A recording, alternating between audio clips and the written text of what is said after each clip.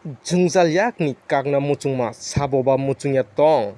O jungjal kuplung birmani yakni kakna bagui no raida kerongni bisingtwi.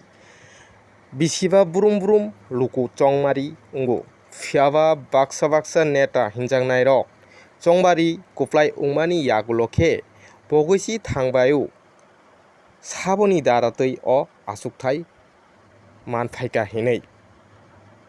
Hinkhe tabuk o jungjal kuplung lukurok khe tai sabono puitu chasinai. Obo hai keno lukurok bai chongjak MLA swnamjak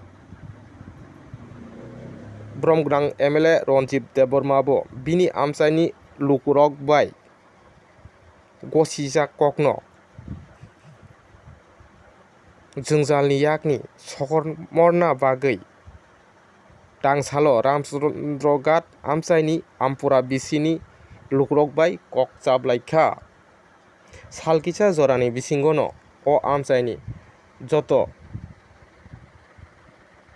binman kuplung jungjalrokno sokomorna bagui